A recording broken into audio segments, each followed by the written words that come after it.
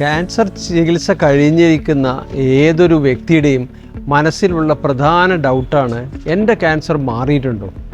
ചികിത്സ കഴിഞ്ഞു, ഇനി എന്താണ് അടുത്തത്? ഞാൻ മാറി എന്ന് എനിക്ക് വിശ്വസിക്കാമോ എന്നുള്ള ചോദ്യം അതില്ലാത്ത ഒരു രോഗിയും ഈ ലോകത്തുണ്ടാവുമെന്ന് എനിക്ക് തോന്നുന്നില്ല.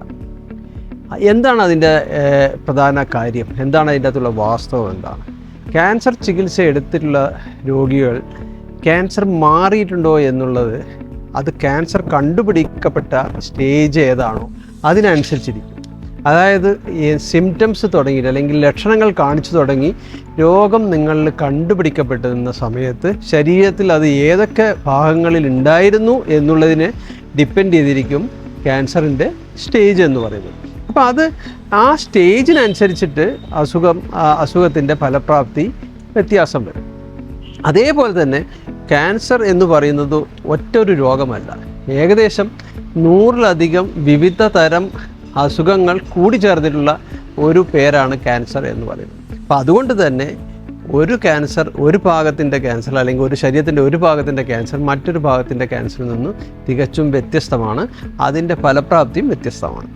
അപ്പോൾ അതുപോലെ മറ്റൊരു കാര്യം, ഈ രോഗം മാറുന്നത് പല ഘടകങ്ങളെ ആശ്രയിച്ചിട്ടാണ്. അപ്പം എന്ത് തരത്തിലുള്ള ചികിത്സയാണ് നമുക്ക് ആദ്യം തന്നെ ലഭിച്ചിരിക്കുന്നത്, അതുപോലെ തന്നെ ശരീരം ഏത് തരത്തിലാണ് ഈ ചികിത്സയോട് പ്രതികരിച്ചിരിക്കുന്നത്, ഇതെല്ലാം തന്നെ ഇതിൻ്റെ അകത്ത് അടങ്ങിയിരിക്കുന്നു.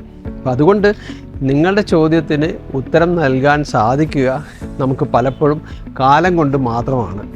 അതോടൊപ്പം തന്നെ നിങ്ങളുടെ മനസ്സിൽ ഈ ഒരു ചോദ്യം കിടക്കുന്നുണ്ടെങ്കിൽ തീർച്ചയായിട്ടും നിങ്ങളെ ചികിത്സിച്ച ഡോക്ടറോട് നേരിട്ട് ചോദിക്കുക, എൻ്റെ അസുഖം മാറിയിട്ടുണ്ടോ ഡോക്ടർ?